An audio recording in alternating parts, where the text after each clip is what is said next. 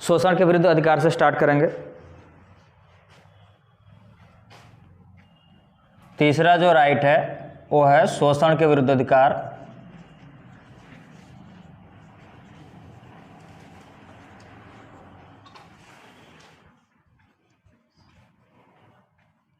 शोषण के विरुद्ध कौन कौन से अधिकार हमें प्राप्त हैं?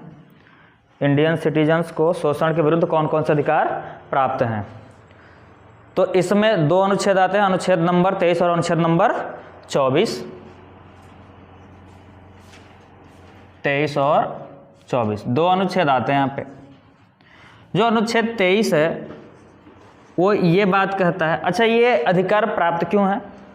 ताकि समाज में किसी व्यक्ति का शोषण न हो सके, इस चीज़ के लिए अधिकार हमको प्रदान किए गए हैं। तो इसको लिख सकते हैं आखिर अधिकार क्यों दिए गए हैं, इसको देने के प्रति क्या रीजन्स थे कि इसे दिया गया। तो इसका एक ही मात्र रीज़न था कि व्यक्ति समाज में न तो प्रताड़ित हो और न ही उसे सताया जा सके, न ही उसका शोषण किया जा सके। तो लिख सकते हैं प्रताड़ना व शोषण से बचाने के लिए ये अधिकार क्यों दिया गया? ताकि किसी व्यक्ति को शोषण और प्रताड़ना का सामना न करना पड़े। इसमें सबसे पहले अनुच्छेद 23 की बात करते हैं। आर्टिकल 23 में क्या लिखा हुआ है? अनुच्छेद 23 में ये बात लिखी गई है कि कोई भी व्यक्ति बेगारी नहीं करवाएगा, कोई भी व्यक्ति बाल श्रम नहीं करवाएगा, कोई भी व्यक्ति ना तो बेगारी कराएगा ना ही बाल श्रम कराएगा, और ना ही किसी व्यक्ति के व्यापार का कोई भी कदम उठाएगा। कोई भी व्यक्ति व्यापार नहीं कर सकता। किसका व्यापार? मनुष्यों का। कौन कौन सा? सबसे पहले बड़ी बात कि मानव व्यापार पर रोक। मानव व्यापार पर रोक कौन सा अनुच्छेद लगाता है? अनुच्छेद नंबर 23। और क्या लगाता है अनुच्छेद नंबर 23? बाल श्रम पर रोक। बाल श्रम समझते हो ना? बाल श्रम पर रोक लगाता है। और किस पे रोक लगाता है अनुच्छेद नंबर 23? अनुच्छेद नंबर 23 रोक लगाता है बंधुआ मजदूर पे, कि आप किसी को जबरदस्ती काम नहीं करवा सकते। बंधुआ मजदूर का मतलब ये होता है कि बड़े बड़े घराने में कुछ लोग हमेशा अपने सिर्फ जीविकोपार्जन के लिए काम करते हैं, तो उस पर रोक लगाता है अनुच्छेद नंबर 23।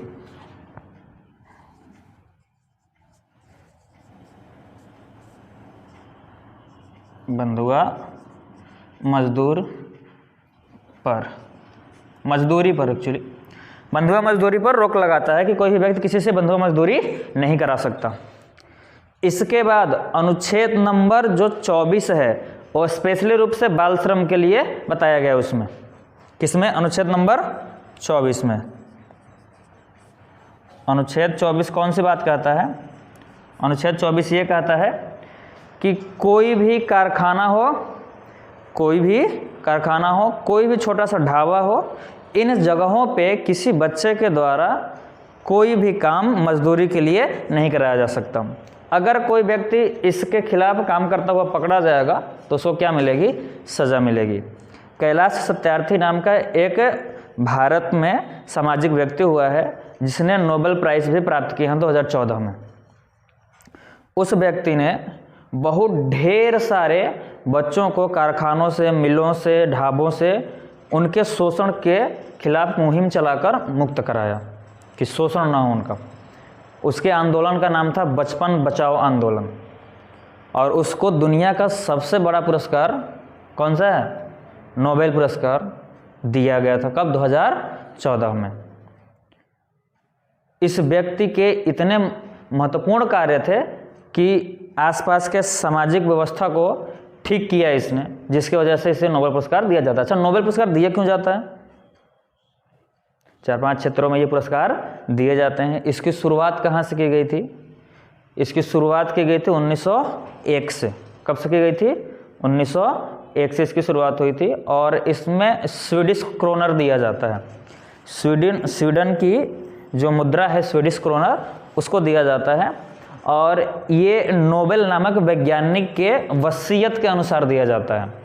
जो नोबेल नाम का वैज्ञानिक था, उस वैज्ञानिक ने डायनामाइट की खोज की थी और उस खोज से उससे इतना पैसा प्राप्त हुआ था कि उस पैसे को उसने लिख दिया। एक्चुअली हुआ क्या था कि जो ये खोज किया था ना, इस खोज का इस्तेमाल अधिकांश लोग खतरे वाले काम के लिए या फिर गलत काम के लिए किया करते थे। तो गलत काम ना हो, वैसे उसका नाम तो बहुत हुआ था। किसके लिए नाम हुआ था? जो बड़े बड़े फालतू वाले कंपनियां थी उनके लिए बहुत नाम लिया इनका। लेकिन हुआ क्या कि इसकी ख्याति गड़बड़ हो रही थी, तो इन्होंने सोचा कि हम अपने पैसे जो हमको मिले हुए हैं हम उन लोगों को देंगे जो दुनिया में शांति कायम करते हैं या फिर अच्छे अच्छे खोज करते हैं। तो उसने एक वसीयत लिख डाली और वसीयत में ये लिखा कि हमारे मरने के बाद में हमारा जितना भी पैसा है वो स्वीडन के अकाउंट में जमा करा दिया जाए और उसका जो भी ब्याज होगा उस ब्याज को साल दर साल प्रत्येक उस व्यक्ति को दिया जाए जो कि अच्छे काम करे। दुनिया में उत्कृष्ट कामों के लिए भौतिकी के क्षेत्र में दिया जाता है, मेडिकल के क्षेत्र में दिया जाता है, शांति के क्षेत्र में दिया जाता है। अपने गुरु रविंद्रनाथ टैगोर ये भी इस पुरस्कार के विजेता हैं। तो अनुच्छेद 24 क्या कहता है कि कारखानों, ढाबों व अन्य स्थानों पर उम्र का भी जिक्र हुआ है यहाँ पे। कितने उम्र से? 6 से लेकर के 14 वर्ष तक के बच्चों से कार्य नहीं कराया जा सकता।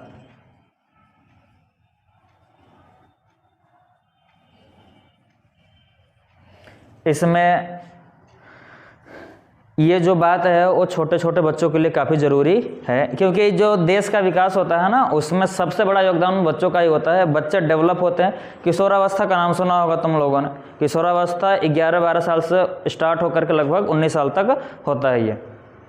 तो उस फेज में जब बच्चे एंटर करते हैं तो उनकी मानसिक स्थिति खराब ना हो, इस वजह से ये कहा गया कि उनसे काम कराना गुनाह है। क्योंकि एक बच्चा जब काम करता है कारखानों में और वो पैसे के लिए अगर काम करता है तो जो प्रताड़ना मिलती है वहाँ से, जाहिर सी बात है कि मालिक अगर छोटे बच्चे से काम कराया है तो प्रत्येक मालिक अच्छे से व्यवहार नहीं करेगा। वो उसको डांट करके फटकार करके बुलाएगा और कोई भी गलती होने पर उससे पैसे काटेगा। तो जो समाज के प्रति नफरत की भावना होती है उन छोटे बच्चों में घर कर जाती है, और छोटे बच्चों में अगर ये भावना आ गई तो वो देश के लिए अच्छा नहीं होता। इसलिए सरकार ये चाहती है कि कोई भी बच्चा, चाहे कितनी भी ज़रूरत हो, सरकार निःशुल्क शिक्षा देने की व्यवस्था करती है उसके लिए। तो ये काम किया गया कि कोई भी बच्चा अन्य जगहों पे जो खराब स्थान है उन पे काम ना करे। ये बात समझ में आ रही है क्या? और ये भी हो सकता है कि जो बच्चा वहाँ पे काम कर रहा हो उसको ज़िंदगी भर वहीं पे काम करना पड़े, उसको विकास का मौका ना मिले। कोई व्यक्ति चाहेगा कि जो हमारे यहाँ फ्री में काम कर रहा है या फिर कम पैसे में काम कर रहा है वो छोड़ कर वहाँ से जाए? कभी कोई नहीं चाहेगा। तो उन मालिकों के लिए सख्त आदेश है, जो आपके आसपास हो उनको समझा देना कि सर ने बताया था कि अगर आपने किसी कारखाने में छोटे बच्चे से काम कराया तो तुम्हें जेल भिजवा देंगे सर जी, बस उनको बताना भर है। ठीक है, आप ये बात कह सकते हो। तो शोषण के विरुद्ध अधिकार कौन कौन से हैं? 23 और 24। समाज में कोई व्यक्ति प्रताड़ित ना हो, कोई भी व्यक्ति का शोषण न किया जाए, इसलिए इस अनुच्छेद में 23 और 24 में इसके विरुद्ध अधिकार हम लोगों को दिए गए हैं। चौथा अधिकार कौन सा है? 3 अधिकार तो समझ गया ना। चौथा अधिकार है धार्मिक स्वतंत्रता का अधिकार। स्वतंत्रता का अधिकार अभी आपने पढ़ा। भारत एक धर्मनिरपेक्ष राज्य है और धर्मनिरपेक्ष राज्य में कौन कौन सी स्वतंत्रता प्राप्त है धर्म को लेकर के, वो बात कही गई है किस भाग में? अधिकारों के चौथे भाग में। इसका नाम क्या है? धार्मिक स्वतंत्रता का अधिकार। ये काफ़ी इम्पोर्टेंट टॉपिक है और आप लोगों को जाहिर सी बात है कि ये बात तो कन्फर्म पता है कि प्रियम्बल जो है ना कॉन्स्टिट्यूशन का, उसमें सीधा बात लिखा गया है कि भारत एक पंथ निरपेक्ष धर्मनिरपेक्ष राज्य है। धर्मनिरपेक्ष का मतलब यही होता है कि भारत किसी एक विशेष धर्म को बढ़ावा नहीं देता। तो 4 अनुच्छेद इसके अंतर्गत हैं। कौन कौन से अनुच्छेद हैं? अनुच्छेद 25, 26, 27 और 28। यानी कि अनुच्छेद 25 से लेकर के 28 तक ये बात कही गई है कि हमें धार्मिक स्वतंत्रता प्राप्त है। और कौन कौन सी बातें लिखी गई है उनको देख लेते हैं।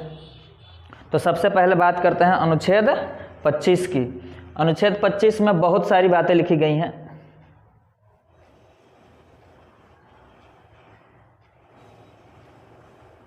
अनुच्छेद 25 में ये बात लिखी गई है कि कोई भी व्यक्ति किसी भी धर्म को मान सकता है, उसके प्रति आचरण कर सकता है, उसका प्रचार और प्रसार कर सकता है। तो कोई भी व्यक्ति अपने धर्म को मानने, उसका आचरण करने और उसका प्रचार प्रसार करने के लिए स्वतंत्र है। सीधी सी बात लिखी गई है। कौन सी बात?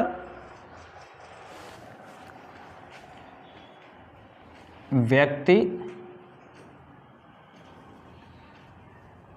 किसी भी धर्म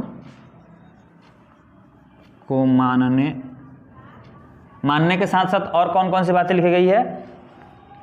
मानने, आचरण करने। आचरण करने का मतलब ये है कि किस किस बातों को लेकर के उसके धर्म में कहा गया है उस सारी बातों को मान सकता है, उसको फॉलो कर सकता है। वो किसी धर्म को मानने, आचरण करने व उसका प्रचार प्रसार करने के लिए स्वतंत्र है।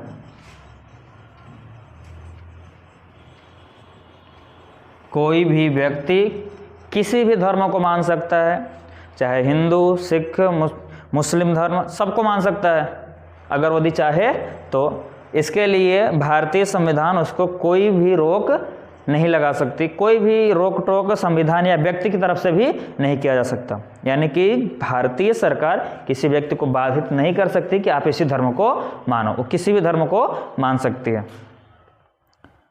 जहाँ हम पास में चले जाएं अपने नेपाल में, तो नेपाल कैसा राष्ट्र है? एक हिंदू राष्ट्र है। पाकिस्तान में चले जाओ तो पाकिस्तान का एक आधिकारिक धर्म है इस्लाम। आप इंग्लैंड में चले जाओ तो इंग्लैंड में वहाँ का एक आधिकारिक धर्म है ईसाई। वहाँ के लोग ईसाई धर्म को मानते हैं। तो जो देश किसी एक विशेष धर्म को दर्जा देता है, जैसे कि श्रीलंका हो गया, पास में है आपके, जहाँ पे बौद्ध धर्म को मान्यता दी गई है, यानी कि वहाँ का आधिकारिक धर्म कौन सा है? बौद्ध धर्म है। लेकिन हमारे भारत के संविधान ने ये विशेषता कर रखी है कि भारत एक धर्म निरपेक्ष राज्य है। क्या ये बात समझ में आ रही है क्या? और ये भी बात यहाँ पे लिख रखा है कि हिंदू का मतलब क्या होगा। संविधान में एक शब्द इस्तेमाल किया गया हिंदू। जो शब्द हिंदू लिखा गया है, इस हिंदू शब्द का मतलब क्या है? सिख से भी है, सिख, साथ में जैन से भी है, और किससे है? बौद्ध से भी है। चाहे बौद्ध हों, चाहे सिख हों, या फिर आपके जैन वाले लोग हों, सब के सब किसके अंतर्गत हैं? हिंदू के अंतर्गत आते हैं। भारत में लगभग 79.7 या 8% हिंदू लोग हैं, और उससे सेकंड पोजीशन पे 14 कुछ % आता है मुस्लिमों का। उसके बाद फिर ईसाई लोग आते हैं 2 कुछ % करके। उसके बाद फिर आते हैं आपके बौद्ध धर्म, फिर जैन धर्म और अन्य धर्म। और 0.2% ऐसे भी लोग हैं, 0.2% ऐसे भी लोग हैं जो किसी भी धर्म को नहीं मानते। आप इसका मोटे रूप से परसेंटेज लिख लो आप, कि अगर हम भारत की बात करें तो भारत में लोगों का वितरण कैसा है? भारत में धार्मिक लोगों का प्रतिशत कैसा कैसा है?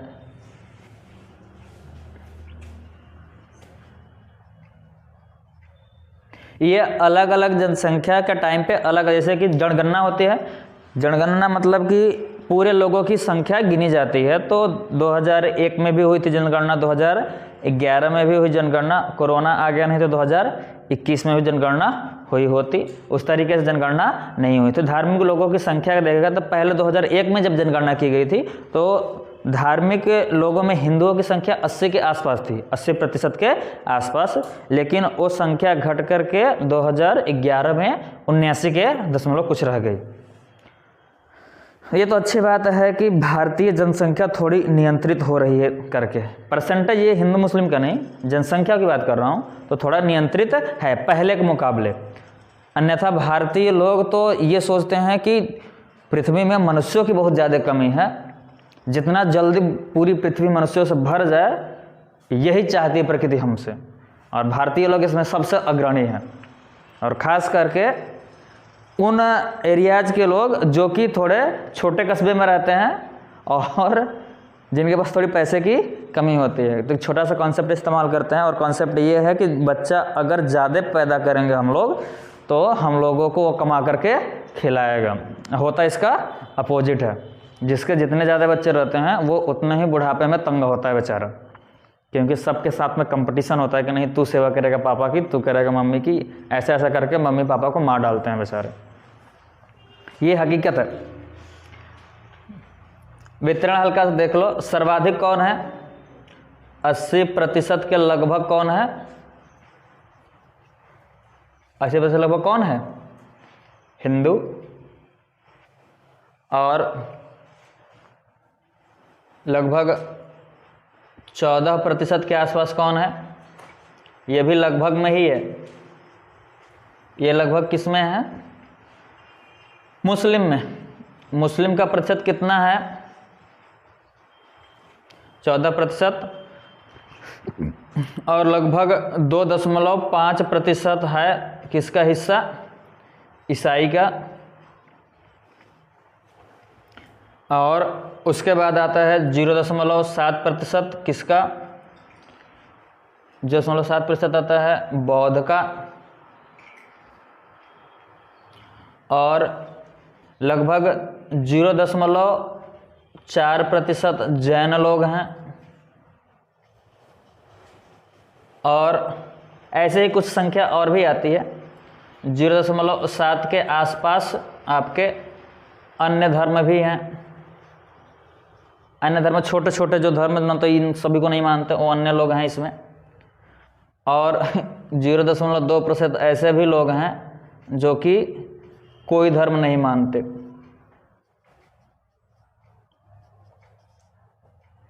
ये लोग कोई भी धर्म नहीं मानते। इन सबका प्रतिशत अगर देखें तो ये सबका प्रतिशत लगभग 2% आता है। कितना प्रतिशत आता है? 2% के आसपास ये लोग आएंगे। तो आप ये कह सकते हो कि भारत में सर्वाधिक जनसंख्या किसकी है? हिंदुओं की है। इतनी विविधता होते हुए भी हमारा जो भारत है यह कैसा राष्ट्र है? धर्म निरपेक्ष। धर्मनिरपेक्ष शब्द का मतलब समझ में आ गया क्या? जातियों की इतनी विविधता होते हुए भी भारत में धर्मनिरपेक्षता है। प्रत्येक लोग दूसरे धर्म का सम्मान करते हैं। हाँ, कहीं कहीं पे ये सांप्रदायिक बातें आ जाती हैं। सांप्रदायिक बातों का मतलब ये होता है कि कोई भी व्यक्ति अपने धर्म को लेकर के ये माने कि हम बहुत अच्छे हैं और जो दूसरे धर्म के लोग हैं वो ठीक नहीं है। अपने धर्म को विशेष बढ़ावा देना सांप्रदायिकता कहलाती है, और ये सांप्रदायिकता बहुत खतरनाक होती है।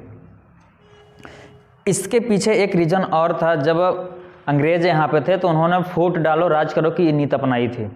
उन्होंने अंग्रेज़ों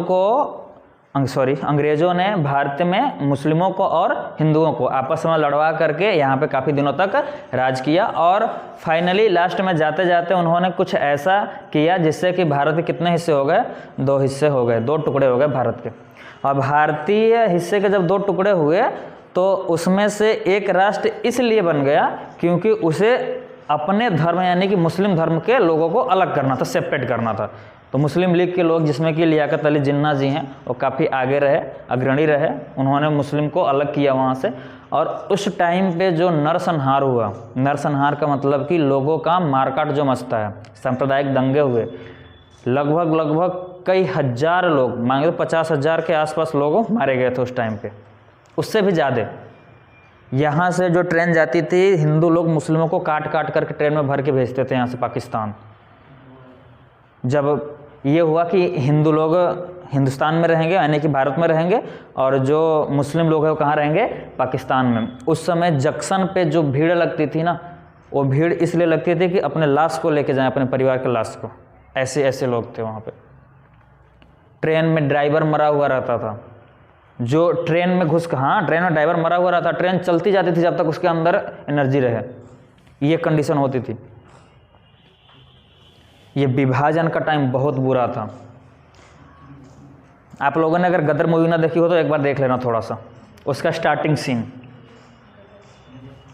बहुत लोगों को मार काट कर भेजा जाता है, और खासकर वो जो पंजाब अमृतसर का एरिया है ना उस साइड का, वहाँ पे जो सिख लोग हैं उन्होंने तलवार से बोटी बोटी किए थे मुस्लिमों के। और वहाँ से जो ट्रेनें आती थी लाहौर से, उसमें भी हिंदू लोगों को काट काट कर भेजा जाता था। और ये किस वजह से है? सिर्फ इस वजह से कि कोई मुस्लिम है, कोई हिंदू है। तो इस बात का बहुत प्रभाव पड़ा भारतीय संविधान सभा के ऊपर कि उन लोगों ने ये सोचा कि अगर ऐसे ही बात रह गई कि कोई देश अपने आप में किसी विशेष धर्म को बढ़ावा दे, तो ये बातें हो सकती हैं फिर से कि भारत के टुकड़े हो जाएं। अभी फ़िलहाल में एक और छोटी सी घटना आपको बताना चाहूँगा। कक्षा 10 में जब आप पहुँचोगे तो आपको मिलेगा कि श्रीलंका की कंडीशन क्या है। श्रीलंका में एक सिंहली भाषा के लोग रहते हैं, जो कि वहाँ की प्रधान भाषा मानी गई है, और वहाँ पे भारत से गए हुए तमिल लोग भी हैं। तो तमिल लोगों के प्रति काफ़ी ज़्यादा ही ज़्यादती की गई वहाँ पे।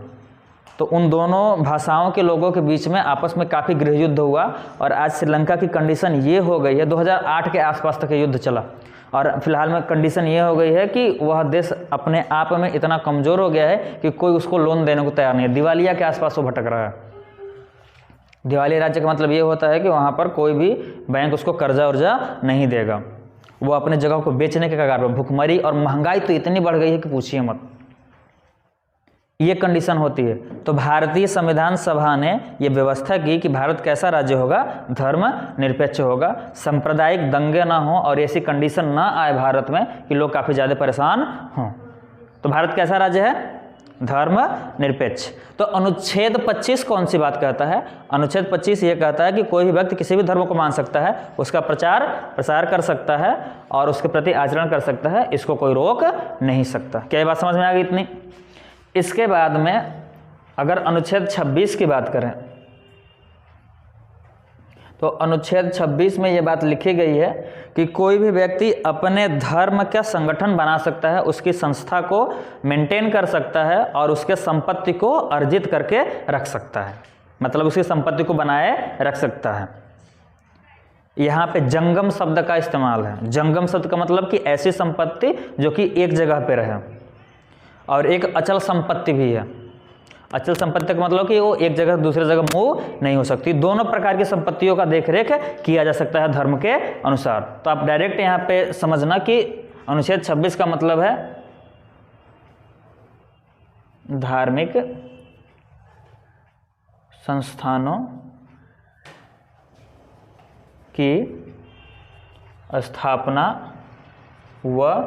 स्थापना भी कर सकते हो, साथ में उसका देखरेख भी कर सकते हो। देखरेख करने की आज़ादी नहीं, स्वतंत्रता लिखने ज़्यादा अच्छा रहेगा।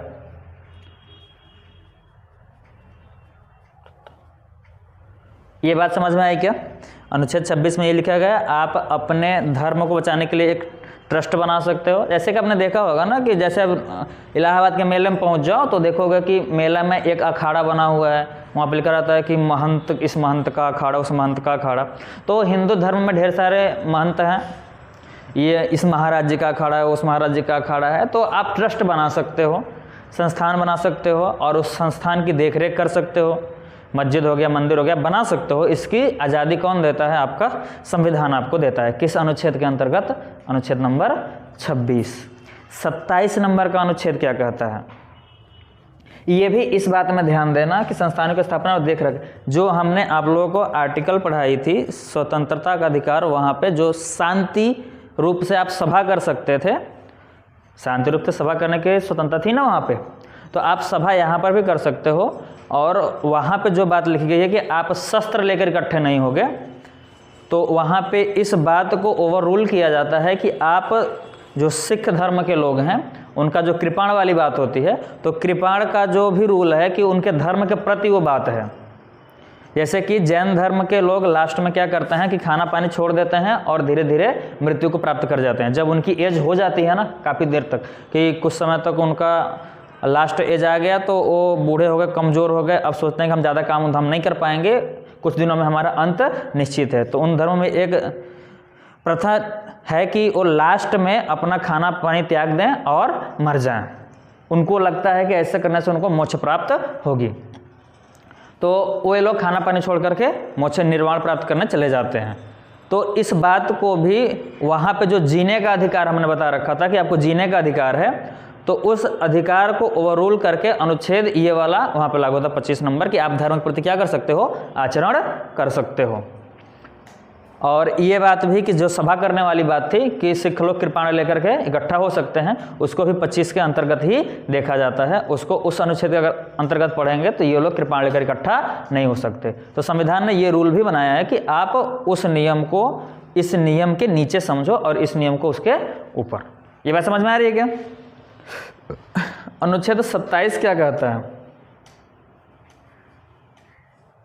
अनुच्छेद 27 भी एक विशेष बात कहता है कि कोई भी देश अगर धर्मनिरपेक्ष है तो वहाँ पर अपने धर्म को बढ़ावा दे, बाकी धर्म को उस काम को करने के लिए टैक्स ले, ये बात संभव नहीं है। यानी कि अपने धर्म को बचाने के लिए, अपने धर्म को ठीक ठाक रखने के लिए आपको टैक्स देने की ज़रूरत नहीं है। ये बात समझ में आ रही है क्या? यानी कि आपको धार्मिक टैक्स देने की ज़रूरत नहीं है। याद रखना, पहले जो यहाँ पे मुग़ल हुआ करते थे भारत में, तो मुग़लों ने ऐसी व्यवस्था कर रखी थी कि भारत में जो हिंदू लोग हैं वो अपना कोई भी अगर काम करेंगे तो उनको मुग़ल सरकार को क्या देना पड़ेगा? टैक्स देना पड़ेगा। उसको धार्मिक टैक्स कहा जाता था। ये बात समझ में आ रही है क्या? और इस बात का उल्लेख दोबारा ऐसा ना आए, इसीलिए इसमें अनुच्छेद 27 में यह बात कही गई है कि आप धार्मिक टैक्स नहीं ले सकते।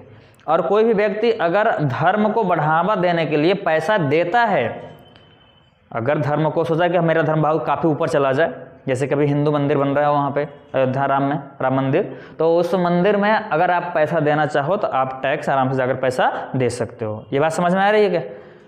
तो अपने धर्म को बढ़ावा देने के लिए आप पैसा दे सकते हो, और ये भी ध्यान देना कि दूसरे धर्म के विरुद्ध आप पैसा नहीं दे सकते। तो इसमें क्या लिख सकते हो? ये है धार्मिक टैक्स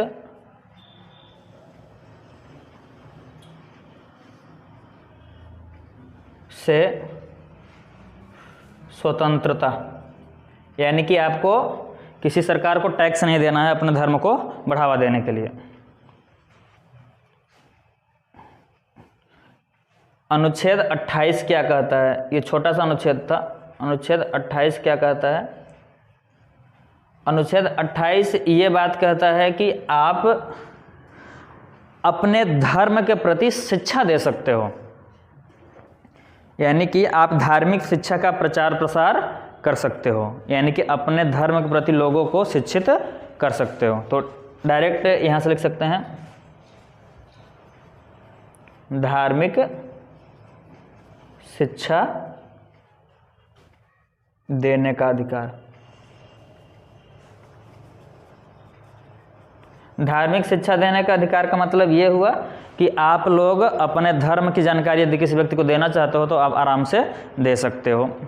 किसी स्कूल में, जैसे कि अभी क्या होता है फ़िलहाल में होता है कि एक मदरसा अगर है तो मदरसा में जब मुस्लिम लोगों की पढ़ाई की जाती है तो वो लोग अपने धर्म से संबंधित चीज़ें पढ़ाते हैं वहाँ पे, ठीक है।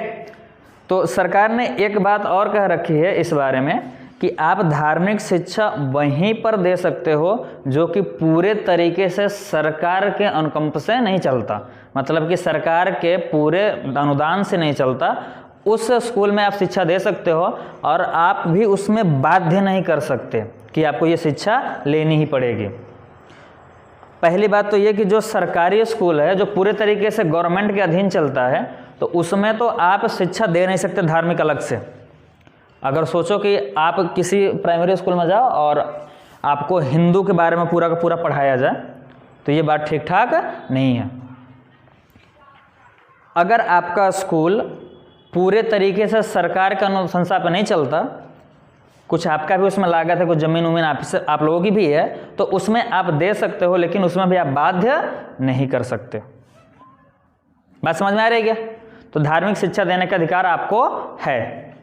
तो अनुच्छेद नंबर 25 में कौन कौन सी बातें बताई गई कि व्यक्ति धर्म के प्रति आचरण कर सकता है, मान सकता है, उसका प्रचार प्रसार कर सकता है।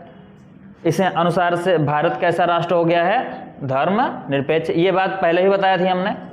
अनुच्छेद 26 कौन सी बात कहता है? अनुच्छेद 26 कहता है कि आप धार्मिक संस्थानों की स्थापना कर सकते हो, उसका संरक्षण भी कर सकते हो, उसको बढ़ा सकते हो, उसको संपत्ति की देखरेख कर सकते हो। अनुच्छेद नंबर 27 कहता है कि आप अपने धर्म को बढ़ावा दे सकते हो, उसके प्रति पैसा जमा कर सकते हो। और ये भी देखा था कि अपने धर्म को बचाने के लिए आपको टैक्स देने की ज़रूरत नहीं है।